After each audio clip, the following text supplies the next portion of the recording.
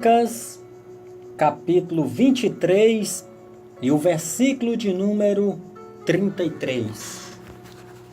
Lucas, capítulo 23 e o versículo 33. Nos diz assim a palavra do Senhor: quando chegaram a um lugar chamado Caveira, ali o crucificaram com os criminosos, um à sua direita e outro à sua esquerda. Repetindo, quando chegaram ao lugar chamado Caveira, ali o crucificaram, um junto com os criminosos, um à sua direita e outro à sua esquerda. Meus queridos irmãos, amados ouvintes da palavra do Senhor, nós vemos a demonstração do amor de Deus para com a humanidade pecadora, para com a humanidade caída, ao enviar Jesus Cristo, seu unigênito, para aqui viver, para aqui morrer em nosso favor. A missão de Jesus Cristo não foi uma missão suicida. A missão de Jesus Cristo foi sim uma missão de resgate, uma missão de livramento, uma missão a qual ele se entregou em nosso lugar. Observe, meus amados irmãos, que Jesus aqui neste dia, como em todos o quanto ele viveu, ele estava cumprindo um propósito determinado pelo próprio Deus. Aqui nós podemos entender que por mais que possamos dizer que a humanidade daquele tempo era cruel, que a humanidade daquele tempo era grosseira, grotesca, ali Jesus estava para cumprir um propósito. Ali Jesus estava para cumprir uma missão. E o propósito e a missão de Jesus Cristo naquele lugar era a salvação e resgate da alma do ser humano, que por causa dos seus pecados estava sendo condenada. Jesus, meus amados irmãos, ele não morreu. Na verdade, ele se entregou para a morte, porque a morte não tinha poder suficiente para ceifar a vida de Jesus, pois a própria Bíblia vai nos dizer que o salário do pecado é a morte. Como Jesus não pecou, Jesus não podia receber a morte como salário. Como a morte não tinha poder de tirar-lhe a vida, Jesus ali se entregou, Jesus ali se ofereceu voluntariamente em resgate da nossa alma. Prova disso é que Paulo escreve: ó morte, onde está o teu arguilhão? Em se tratando de Jesus Cristo, o arguilhão da morte é o pecado, mas Jesus era justo, Jesus era perfeito, Jesus era infalível, e por isso ele veio com essa missão, com esse objetivo de perdoar os nossos pecados, de nos oferecer uma nova chance, de nos oferecer uma nova oportunidade. Então, meus amados e queridos irmãos, Jesus estava naquele momento no Gólgota, no lugar da caveira, para cumprir o propósito de Deus, que era de entregar a sua vida em resgate da nossa alma. Meus queridos irmãos, meus amados irmãos, ouvintes da palavra do Senhor, mesmo que Pilatos não quisesse, mesmo que o povo judeu não quisesse, mesmo que os romanos não quisessem, mesmo que os gregos, os bárbaros, os gentios não quisessem, mesmo mesmo que eu não quisesse, que você não quisesse, Jesus tinha que morrer. Jesus precisava passar por aquele sacrifício, porque aquele sacrifício era o único meio, a única opção, o único caminho de poder dar ao ser humano a dignidade perdida, de poder dar ao ser humano o acesso perdido, porque quando o ser humano pecou contra Deus, este distanciou-se do Pai. Eis que ficaram agora um longe do outro, de forma que os pecados faziam separação entre Deus e entre o homem. Mas com a vinda de Cristo Jesus, o Senhor de todos os céus, o Senhor de toda a terra, isto mudou. Jesus veio para se oferecer como ovelha muda, aleluia, para entregar a vida em resgate da nossa alma. Por isso, meu irmão, minha irmã, Jesus está colocado neste versículo no monte do Gólgota, no monte da caveira, para ser crucificado. No meio está Jesus, à direita o malfeitor, à esquerda um outro malfeitor. Jesus estava ali pagando um preço, o preço pela nossa alma, o preço do nosso resgate, o preço da nossa liberdade, o preço da nossa salvação, o preço da nossa vida abundante, o preço da nossa vida próspera, o preço da vida eterna. Jesus pagou em meu lugar, Jesus pagou em seu lugar, porque Ele quer salvar a tua alma, Ele quer salvar a sua vida. Ele morreu em meu lugar, Ele morreu em seu lugar, para que tivéssemos vida e vida com abundância. Portanto, meu amado, meu querido, você que me ouve, atenta para essa palavra nessa noite. Jesus morreu em favor da sua vida, Jesus morreu para salvar a sua alma, Jesus morreu para te libertar dos seus pecados e te dar o direito de vida eterna. Foi para isso que Ele foi até aquela cruz. Foi por causa disso que antes de chegar até a cruz, Ele foi esbofeteado, Ele foi maltratado, Ele foi castigado, Ele passou pela flagelação, Ele passou pela agonia. Na flagelação se colocava o prisioneiro amarrado em um tronco, as suas duas mãos amarradas, um algoz à direita, um algoz à esquerda, e ambos batiam ao mesmo tempo. Jesus foi açoitado com um chicote chamado de azorrague, cuja nas pontas tinha um pedaço de ferro e um pedaço de osso, de forma que quando Jesus tomava uma chicotada, pedaço de osso e pedaço de ferro entrava na sua pele, e ao arrancar aquele chicote das costas de Jesus, pedaço de carne, pedaço de nervo, pedaço ali do tecido de Jesus, da sua pele, se esvaecia junto com seu sangue. Quanto sofrimento Jesus passou! Se Jesus tivesse sendo julgado pelos judeus, Jesus só tomaria, só vírgula, porque até esse só aqui é intencional, mas é uma vírgula, porque só 39 chicotadas, porque não poderia passar de uma quarentena, era lei. Imagine você tomar 39 chicotadas com um chicote de uma ponta só, já dói por demais.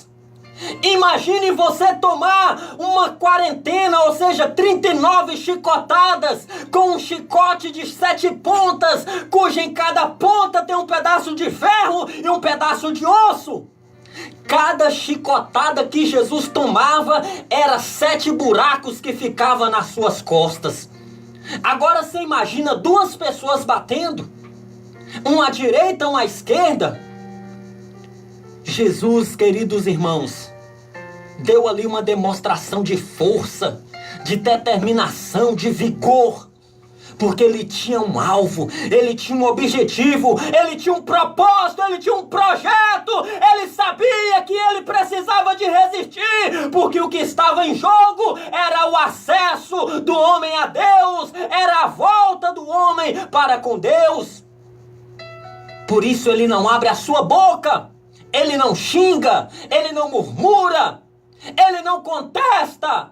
Como ovelha muda, ele recebe aquelas chicotadas. Era normal o prisioneiro morrer já na flagelação. Era normal o prisioneiro não resistir às chibatadas, que eram muitas. Era normal o prisioneiro morrer ali, ensanguentado, todo maltratado, mutilado, por causa da surra, por causa das chicotadas. Mas Jesus não morreu ali. E Jesus vai agora em direção ao caminho do Gólgota.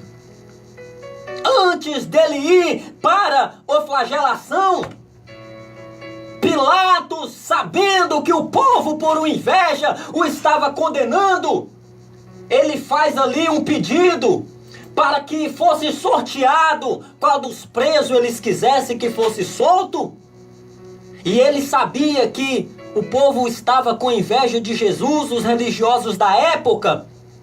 Então, meus amados irmãos, ele pergunta: qual dos dois querei que eu vos solte? Jesus chamado Cristo ou Barrabás? E o povo gritou: que solte Barrabás. E Pilatos sem entender, como assim? Mas Barrabás é um criminoso, é um malfeitor, é um perturbador da ordem.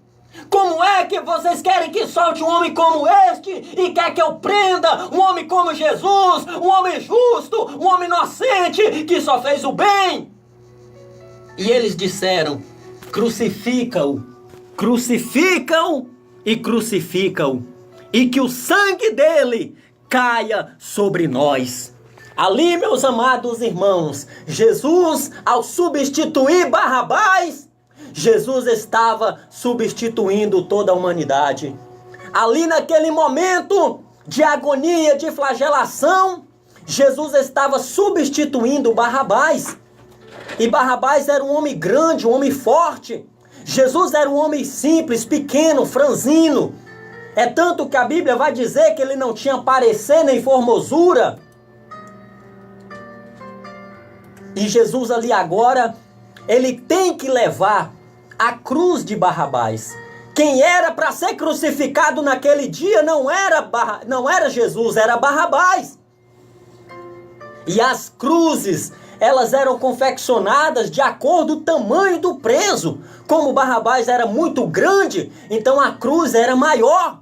Ou seja, mais peso sobre Jesus, que nada tinha a ver com aquilo. Mas que pelo seu propósito, pelo seu objetivo, de ao substituir Barrabás paralelamente, ele estava substituindo simultaneamente toda a humanidade. E ali Jesus agora vai caminhando pela via sacra com um pedaço de madeira nas costas, enquanto que o outro pedaço está lá em cima do Gólgota para ser juntado um com o outro e ali ele ser crucificado por causa dos nossos pecados. Meu querido irmão, minha querida irmã, você não está vivo hoje só pelo milagre de Deus que ele concede o ar para você respirar. Você está vivo hoje, você tem vida hoje, porque Jesus, ele pagou o preço da nossa vida. Jesus pagou o resgate da nossa alma. Então, meu querido, minha querida, você que me ouve, atenta para isto, que o que é de graça para mim, o que não custa nada para mim, Jesus pagou um preço muito alto. Para mim é de graça. Eu não precisei chegar na igreja e dar o cartão de crédito. Eu não precisei chegar na igreja e dar o cheque. Eu não precisei chegar na igreja e assinar uma promissória, não. Não me deram na igreja um boleto para me pagar, não. Quando eu lá cheguei, Jesus já tinha pagado a minha dívida, Jesus já tinha pagado o meu pecado, Jesus já tinha me dado a certeza de vida eterna, porque ele não pagou com prata, ele não pagou com ouro, mas ele pagou com o seu sangue derramado lá na cruz do Calvário. Valorize, meu amado, meu querido, você que me ouve, o preço que Jesus pagou por você, o preço que Jesus pagou por mim. Para mim é de graça. Só bastou eu renunciar a mim mesmo. Só bastou eu deixar as práticas pecaminosas que eram contrárias à palavra do Senhor. Só bastou a mim, com a boca confessar e com o coração crer que Jesus é o Filho unigênito de Deus e aceitá-lo como Salvador da minha vida, da minha alma. Mas para Ele, meu irmão, para Ele o preço foi altíssimo. O fardo para Ele foi pesado por demais. É tanto que para resgatar a nossa alma, Jesus teve que experimentar, ainda que por um pouco de tempo, a separação de Deus.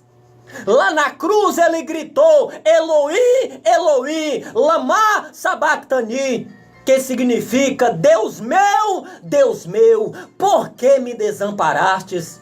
Simples. Porque para o ser humano ser amparado, Deus teve que por um momento de tempo desamparar Jesus. Deus teve que por um momento de tempo ter que virar as costas para Jesus, para que Jesus pudesse cumprir o seu papel de ser crucificado. Se Deus não desamparasse Jesus naquela hora, Deus poderia ter pegado Jesus com a sua mão grande e arrancá-lo daquela cruz e colocá-lo no seu trono, mas Deus não fez. Por que Deus não fez isso? Porque Deus tinha um projeto, porque Deus tem um projeto de salvação para toda a humanidade. Ele quer te salvar, meu irmão. Ele quer te salvar, minha irmã. Ele quer escrever o seu nome no livro da vida. Ele quer perdoar os seus pecados.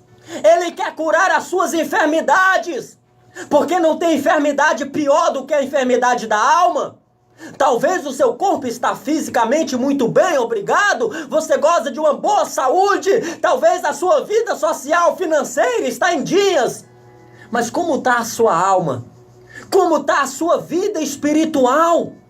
Se você morrer hoje, ou se o céu se abrir hoje e o Filho de Deus descer, para onde você vai? Para onde irá eu? Para onde iremos nós? De uma coisa eu tenho certeza: Jesus pagou o preço para a salvação da nossa alma. Jesus, Ele pagou o preço da nossa libertação. Por isso, Ele diz na sua palavra que o que está em Cristo, nova criatura é. As coisas velhas se passaram e eis que tudo se fez novo. É assim que Jesus Ele quer fazer na sua vida.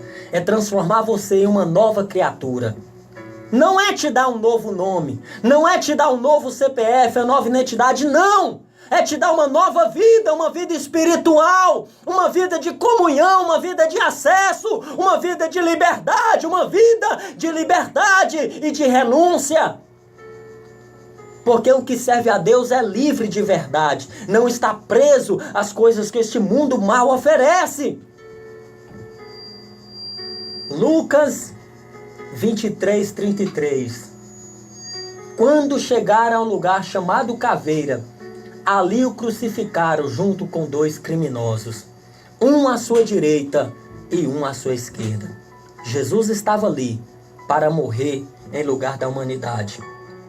2 prisioneiros. Um olhava para Jesus e zombava. Que nada! Qual é Messias, qual é nada? Você salvou tanta gente, por que não se salva agora? Desça-te dessa cruz e salve a ti mesmo, se tu és o Filho de Deus. Jesus, até na última hora, no último segundo, estava sendo zombado e escarnecido.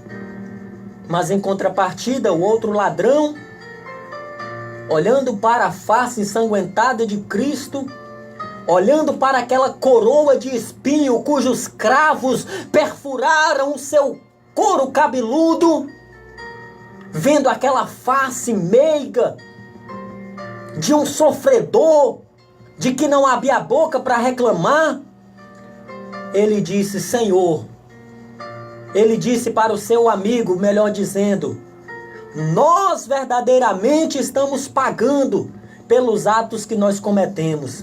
Mas este justo, que mal fez? E virando-se para Jesus, ele disse: Senhor, lembra-te de mim quando entrares no teu reino. Naquele momento, meus amados irmãos, aquele malfeitor que estava ao lado de Jesus na cruz do Calvário, no seu último suspiro de vida também, ele se arrependeu dos seus pecados. Ele confessou seus pecados a Jesus Cristo e pediu perdão de todos eles. E naquele mesmo instante, Jesus disse para ele: ainda hoje estarás comigo no paraíso. É lá, meu irmão, é lá, minha irmã, no paraíso, nas mansões celestiais, no céu dos céus, que Jesus, ele quer nos comprar. Foi lá que ele foi morar, mas virá outra vez para poder nos buscar.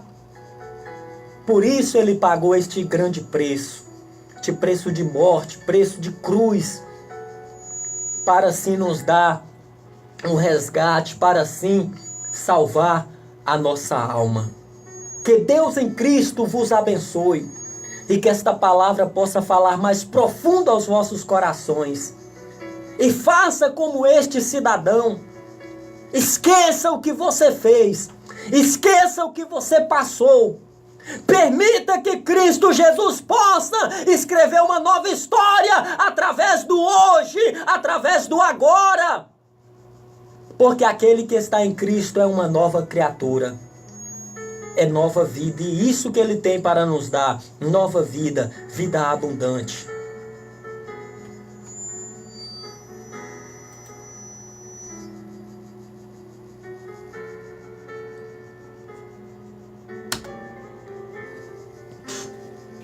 Momento